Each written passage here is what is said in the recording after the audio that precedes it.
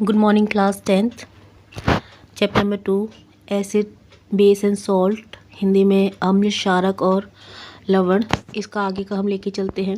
कल हमने इनकी रिएक्शन पढ़ी कि ये एसिड जो है वो मेटल के साथ कैसे रिएक्ट करते हैं, मेटल कार्बोनेट या मेटल हाइड्रोजन कार्बोनेट के साथ कैसे रिएक्ट करते हैं, मेटल ऑक्साइड के साथ कैसे रिएक्ट करते हैं। तो हमने लास्ट में देखा था कि जो मेटल ऑक्साइड यानी कि जो धातु ऑक्साइड है उसके साथ अम्ल की अभिक्रिया आपका सॉल्ट प्लस वाटर यानी कि लवण जमा जल बनाती है। ठीक है, तो आप देख रहे हो कि मैंने आपको पहले ही बताया था उदासीनीकरण अभिक्रिया के दौरान जब अम्ल और क्षारक यानी कि जब एसिड और बेस मिलते हैं तभी आपका सॉल्ट बनता है। तो इस केस में भी आप देख सकते हो जहाँ पे आपका मेटल ऑक्साइड है और एसिड है, ये मेटल ऑक्साइड है बच्चों, ये एसिड है, ये दोनों मिलके आपका सॉल्ट बना रहे हैं। इसका मतलब ये है कि जो मेटल ऑक्साइड है वो बेसिक नेचर के यानी कि वो क्षारीय है, वो कड़वे हैं। तभी अगर वो बेसिक है यानी कि क्षारीय प्रकृति के है तभी बेस प्लस एसिड आपका सॉल्ट बनाएगा। ठीक है, तो आपको ये चीज़ समझनी होगी कि जो जितने भी मेटल ऑक्साइड होते हैं, मेटल ऑक्साइड मतलब कि मेटल के साथ ऑक्सीजन का जो कॉम्बिनेशन होता है। ठीक है, जैसे कि लोहे पे जंग लगता है तो मेटल ऑक्साइड हो गया। तो मेटल ऑक्साइड जितने भी होते हैं बच्चों वो आपके बेसिक नेचर के होते हैं, कड़वे होते हैं, उनकी प्रकृति क्षारीय होती है। ठीक है, तभी वो एसिड के साथ रिएक्ट करते हैं और सॉल्ट प्लस वाटर बनाते हैं। ठीक है, अब आप आगे आ जाओ। तो आपने देखा कि जो मेटल ऑक्साइड है वो एसिड के साथ, जैसे मैंने कल भी आपको बताया था कि मेटल ऑक्साइड यानी कि जो मेटल होते हैं या मेटल ऑक्साइड होते हैं वो एसिड के साथ रिएक्शन करते हैं यानी कि अम्ल के साथ रिएक्शन करते हैं और सॉल्ट बनाते हैं। क्योंकि मेटल यानी कि धातु या जो आपका मेटल ऑक्साइड है, धातु ऑक्साइड है, वो दोनों ही क्षारीय प्रकृति के होते हैं, इसीलिए वो एसिड के साथ रिएक्ट करके आपका सॉल्ट बनाते हैं। ठीक है, देखो ये लिखा हुआ आपका। हम मेटल ऑक्साइड को हम बेसिक ऑक्साइड भी कह सकते हैं। ठीक है, metallic oxide are said to be basic oxide. ये आपका 2.1.6 के ऊपर लिखा हुआ है, देखो 2.1.6 यहाँ पे आपका लिखा है metal oxide are said to be basic oxide. तो मेटल ऑक्साइड को आप यानी कि धातु ऑक्साइड को आप बेसिक ऑक्साइड यानी कि क्षारीय ऑक्साइड भी कह सकते हो। ठीक है, क्यों? क्योंकि ये अम्ल के साथ अभिक्रिया करके लवण बनाते हैं। ठीक है, they react with acid to form salt. ठीक है, अच्छा जैसे मैंने आपको कल भी बताया था कि जो नॉन मेटल जो आपके बेस होते हैं वो नॉन मेटल के साथ रिएक्ट करते हैं। ठीक है, बेस वो नॉन मेटल के साथ रिएक्ट करते हैं। तो जितने भी नॉन मेटल के ऑक्साइड होते हैं, जैसे कि कार्बन आपका नॉन मेटल है तो कार्बन का ऑक्साइड हो गया कार्बन डाइऑक्साइड। तो जितने भी नॉन मेटल है, नॉन मेटल के ऑक्साइड जो है वो एसिडिक नेचर के होते हैं, वो खट्टे होते हैं। तो आप कार्बन डाइऑक्साइड को बोल सकते हो खट्टा है वो नेचर का। ठीक है, समझ में आ गया बच्चों आपको? तो इसमें देखो जो आपका 2.1.6 में लिखा हुआ है यानी कि reaction of non metallic oxide with base, जो आपका अधातुओं की बेस के साथ अभिक्रिया है। ठीक है, इसमें बिल्कुल लास्ट में लिखा हुआ है, मैं इसे निशान लगवा देती हूँ, नॉन इक्ट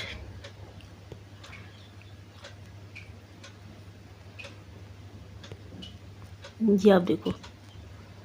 ठीक है, दोबारा दिखाती हूँ आपको। Non metallic oxide are acidic in nature. जो नॉन मेटल होते हैं वो एसिडिक इन नेचर होते हैं, वो स्वाद में खट्टे होते हैं। ठीक है, ओके। अगर आपको किसी भी तरह की डिफ़िकल्टीज है तो प्लीज़ आप मुझे बताइए, मैं आपको वहाँ पे प्रॉब्लम भी सॉल्व कर दूँगी चैप्टर से रिलेटेड। ठीक है, नेक्स्ट आप देखो 2.2 what do all acid and base have in common. क्या खास बात है दोनों में, एसिड और बेस में क्या खास बात है वो जानेंगे हम। ठीक है, तो क्या खास बात होती है, तो आप एक फिगर देख लो 2.3। इसमें आप देखो ये आपका एक इलेक्ट्रिक सर्किट है। देखो बच्चों यहाँ पे एक बैटरी लगी हुई है, ये देखो ये आपकी बैटरी है, ये बल्ब है, ये स्विच है, स्विच ऑन है। देखो ये बीकर है। ठीक है, ये नेल यानी कि लोहे की कील है और इसके अंदर क्या डाला हुआ है इन्होंने, डाइल्यूट सल्फ्यूरिक एसिड, वो सॉरी HCl, हाइड्रोक्लोरिक एसिड। ठीक है, और क्या है बच्चों इसमें देखो, और रबड़ कॉर्क है। ठीक है, रबड़ कॉर्क, ये जो आपको दिख रहा है ये रबड़ कॉर्क, ये जो येलो कलर का दिख रहा है ये रबड़ कॉर्क है। एक सेटअप तैयार किया है। सेटअप क्या क्या है आप देखो, इन्होंने पूरा इलेक्ट्रिक सर्किट बनाया है और तार के 2 कोने हैं। देखो मैं आपको दोबारा दिखाती हूँ। तार का एक कोना ये वाला है, एक कोना ये वाला है बच्चों। ठीक है, इसको यहाँ पे कील से बांध दिया तार को, और नीचे जो रबड़ का कॉर्क है, रबड़ का कुछ भी चीज़ हो सकती है, ठीक है, रबड़ पे लगा दिया। ऐसे ही दूसरे तार के दूसरे कोने को ये कील पे लगा के नीचे लगा दिया।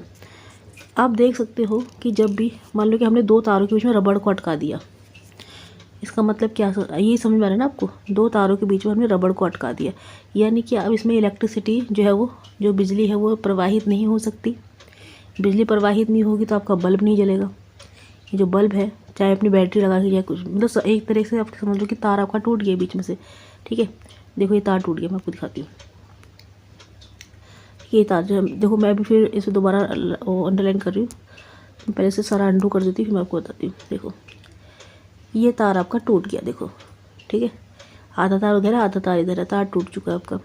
तो आपकी जो है सर्किट में बिजली जो है फ्लो नहीं होगी, प्रवाहित नहीं होगी विद्युत जो है, तो इसकी वजह से आपका बल्ब नहीं जलेगा। तो क्या सॉल्यूशन है, इन्होंने क्या किया, इन्होंने चेक किया कि अगर हम इसमें जो HCl है यानी कि हाइड्रोक्लोरिक एसिड है उसका सॉल्यूशन डाल दें, मतलब उसे पानी में घोल के डाल दें, तो कुछ होता है कि नहीं होता। तो इन्होंने देखा कि जब इन्होंने डाइल्यूट सल्फ्यूरिक एसिड इसमें डाला, ठीक है, डाइल्यूट मतलब पानी में घुला हुआ, इसमें डाला, ये देखो ऊपर तक भरा है, यहाँ तक ये लेवल तक भरा है, ऊपर तक भरा है। इसके बाद इन्होंने देखा है तार टूटी हुई है, लेकिन इसके बावजूद इसमें इलेक्ट्रिसिटी पास हो रही है, बिजली प्रवाहित हो रही है और आपका बल्ब जल गया है।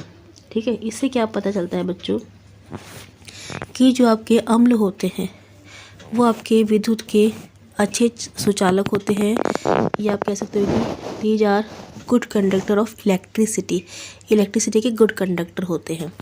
ठीक है, बस कब, जब ये सॉल्यूशन फॉर्म में होंगे, ये जो पानी में घुले होंगे तब। ठीक है, क्यों, कि पानी में घुलने के बाद ही ये आयन बनाते हैं। आयन मतलब मैंने आपको बताया था कि जो आपके एसिड होते हैं वो पानी में घुल के H+ आयन बनाते हैं। ठीक है, इससे पहले की वीडियो में मैंने आपको भेजा, H+ आयन बनाते हैं। और जो आपके बेस होते हैं वो आपके OH- आयन बनाते हैं। ठीक है, और इलेक्ट्रिसिटी जब किसी भी तार में जाती है तो उनको क्या चाहिए होता है, उनको चार्ज चाहिए होता है। चार्ज मतलब चार्ज पार्टिकल्स चाहिए होते हैं, आवेशित कण चाहिए होते हैं। तो आवेशित कण जब इसमें है ऑलरेडी, बेशक ये तार यहाँ से टूटी पड़ी है, लेकिन जब इसमें हमने हाइड्रोक्लोरिक एसिड डाल दिया पानी में घोल के, तो हाइड्रोक्लोरिक एसिड जो है उसने H+ आयन बनाया इसके अंदर। मान लो इसके अंदर H+ के आयन बन गए, ये H+ है, H+ के आयन, बहुत सारे आयन बन गए। तो H+ के आयन ने क्या किया, इस एंड से लेके इस एंड तक एक रास्ता बना दिया चार्ज को जाने के लिए, एक मतलब कि एक कनेक्शन जोड़ दिया, आप कह सकते हो कनेक्शन जोड़ दिया, और इलेक्ट्रिसिटी जो है पूरे सर्किट में आपकी फ़्लो हो रही है और आपका जो बल्ब जो है वो जल रहा है। ठीक है, इन शॉर्ट हम कह सकते हैं कि जो आपका एसिड होते हैं या बेस होते हैं वो पानी में घुलने के बाद आयन बनाते हैं, आवेशित कण बनाते हैं, इसलिए वो विद्युत के अच्छे चालक होते हैं। ठीक है, अब आप आ जाओ, मैं आपको एक्टिविटी 2.9 के नीचे आ जाओ।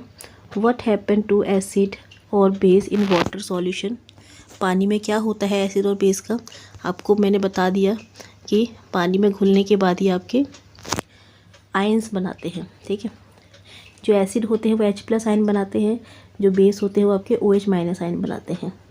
ठीक है, यानी कि आप कह सकते हो कि एसिड आपके H+ हाइड्रोजन आयन बनाते हैं, अम्ल जो है आपके H+ आयन बनाते हैं, और जो क्षारक होते हैं वो आपके OH- यानी कि हाइड्रोक्साइड आयन बनाते हैं। दिखा देती हूँ आपको, ये एक्टिविटी 2.9 के नीचे है बच्चों। देखो ये आपका HCl है यानी कि एसिड है, प्लस वाटर है H2O, पानी में घुलने के बाद ये आयन है। आप बोलोगे ये तो कुछ और ही है, वो भी मैं आपको समझाती हूँ। प्लस आपका क्लोरीन आयन, 2 आयन बनेंगे ना, एक पॉजिटिव बनेगा तो नेगेटिव भी तो बनेगा ना। ठीक है, तो क्लोरीन आयन बन गया। ठीक है, अच्छा और देखो अब पहले बेस का दिखा देती हूँ। ये बेस है बच्चों आपका NaOH, ये बेस है। जहाँ भी मैंने आपको पहले ही बताया, बहुत कन्फ्यूज रहते हैं बच्चों, जहाँ भी OH होगा पीछे, ये देखो ये OH है, OH दिख रहा है आपको, जहाँ भी OH होगा उसका हाइड्रोक्साइड बोलते हैं। जैसे सोडियम है, सोडियम का OH है तो ये सोडियम हाइड्रोक्साइड, ये बेस है। बहुत से बच्चे बहुत कन्फ्यूज, जैसे एसिड लिख देते हैं, ये एसिड नहीं है, बेस है, कड़वा है ये, ठीक है, बेस क्षारक है ये, ठीक है। हमने इसको पानी में घोला, H2O पानी में घोला तो देखो क्या आयन बने, Na बना और OH माइनस बना। तो आयन तो दो बनेंगे ना, पॉजिटिव और नेगेटिव बनेंगे। किसी तो दो आयन बने, पॉजिटिव और नेगेटिव। जब आप इसको पानी में घोल दोगे, कहाँ घोल दोगे पानी में, मान लो हमने इसको घोल दिया यहाँ पे इस चित्र में, फिगर 2.3 में जो घोल दिया, इसमें डाल दिया हमने, मान लो NaOH का घोल डाल दिया, तो उसमें इस पानी के अंदर Na के आपके आवेशित कण यानी कि आयंस होंगे और क्लोरीन के भी होंगे, ठीक है, सॉरी OH माइनस के भी होंगे। तो बहुत सारे चार्ज पार्टिकल होंगे। तो वो क्या करेंगे, वो चार्ज पार्टिकल इस कील के इस हिस्से से लेके इस हिस्से तक पहुंच जाएंगे आराम से, और इलेक्ट्रिसिटी आपकी दोबारा से बनने लगेगी सर्किट के अंदर, ठीक है। समझ में आ गया आप लोगों को।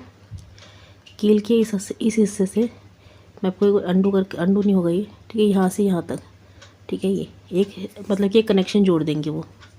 क्लियर है बच्चों। अच्छा, हम कह रहे थे कि जो एसिड है वो हाइड्रोजन आयन बनाते हैं, तो उसका फॉर्मूला देख लो। देखो, एसिड पानी में घुल के H+ आयन ही बनाते हैं। ये दिख रहा है आपको, मैं आपको दिखाती हूँ। H+ आयन बनाया है, H+ दिख रहा है, H के ऊपर प्लस लिखा हुआ है, ठीक है, H+ आयन बनाया है। लेकिन जो H+ है वो अकेला नहीं रहना चाहता, ठीक है, वो अकेला एग्जिस्ट नहीं करता, अकेला नहीं रहता। तो फिर वो क्या करता है, H+ आयन तो आपका बन गया है, एक मिनट, ये H+ आयन तो आपका बन गया है, लेकिन उसके बाद ये वाटर का एक मॉलिक्यूल होगा, कोई भी एक अणु होगा, उसके साथ भी क्रिया करके आप देखोगे 1H 2H H3O+ बन जाएगा। इसे हम कहते हैं बच्चों हाइड्रोनियम आयन। ये देखो हिंदी में भी निशान लगवाती हूँ, हाइड्रोनियम आयन, ठीक है। तो आप कह सकते हो, अगर आप लिखोगे कि जो एसिड होते हैं वो H+ आयन बनाते हैं, हाइड्रोजन आयन बनाते, तो भी सही है। अगर आप कहते हो कि एसिड जो है वो हाइड्रोनियम आयन बनाते हैं, तो भी सही है।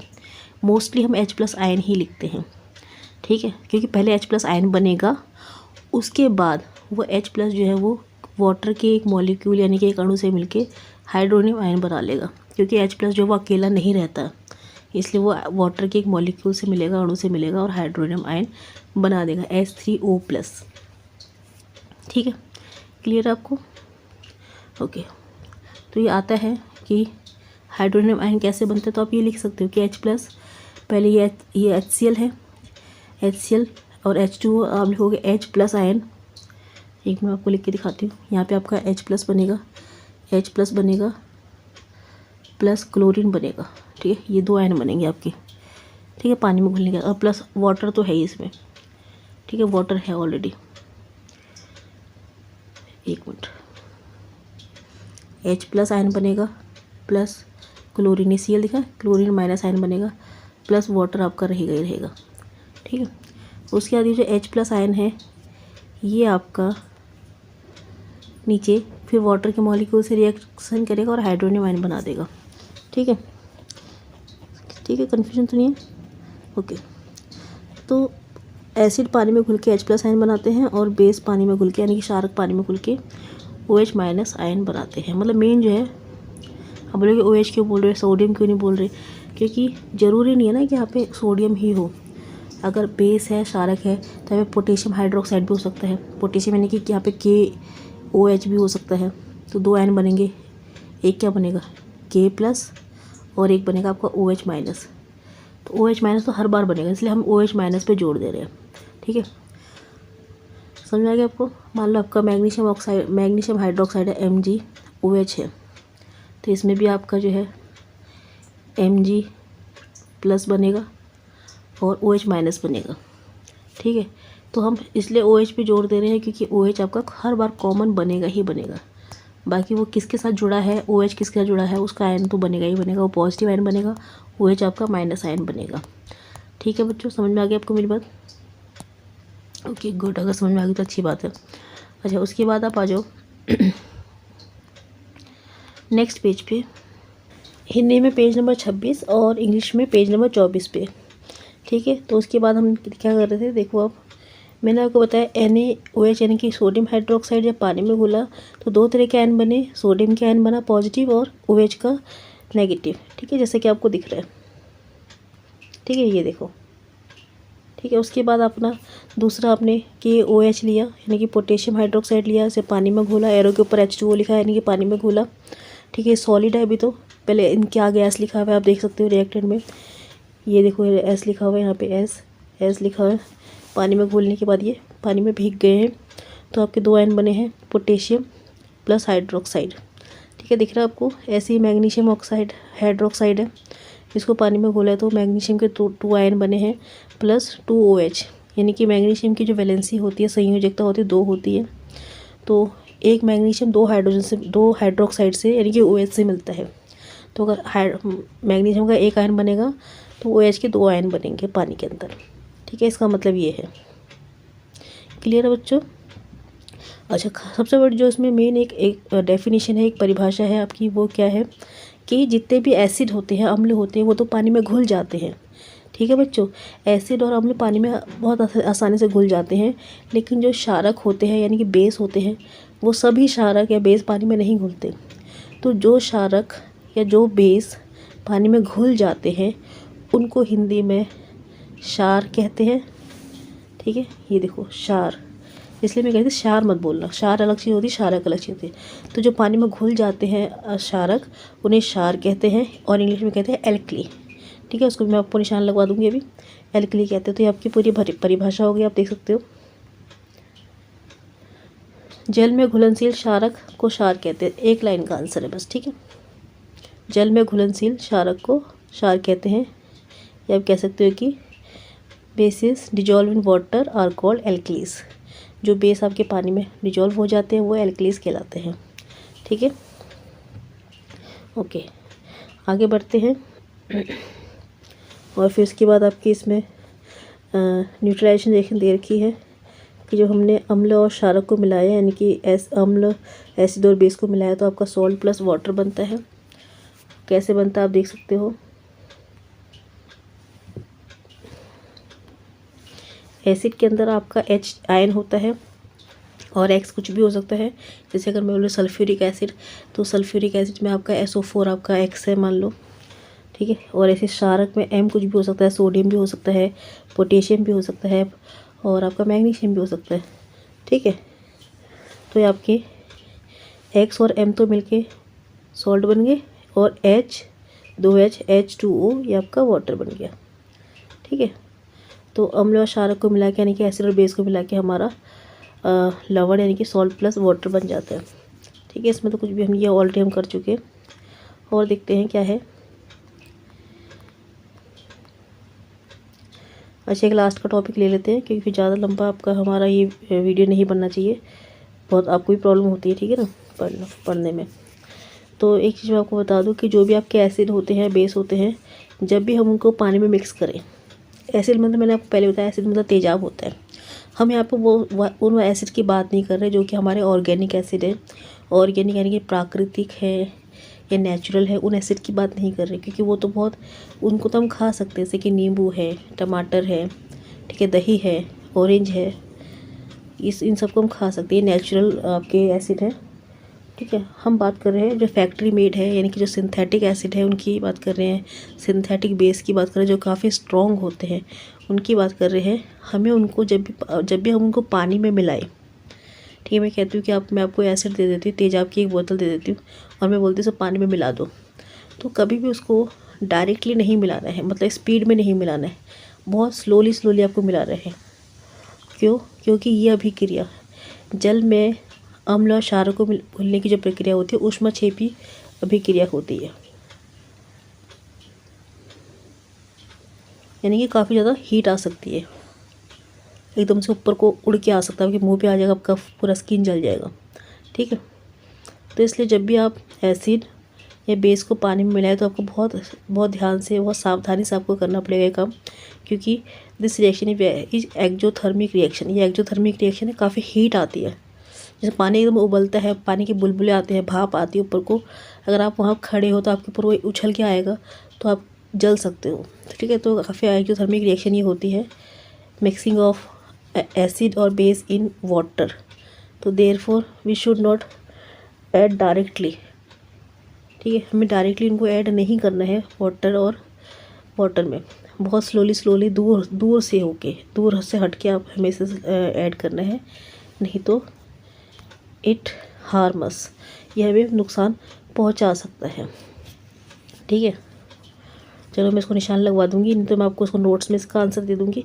आपने इसको याद करना है कि हमें क्यों सावधानी बरतनी चाहिए, हमें प्रिकॉशन क्यों लेना चाहिए व्हेन वी ऐड एसिड और बेस इन वाटर। ठीक है, नेक्स्ट आपकी है, एक डेफिनेशन और कर लेते हैं बच्चों।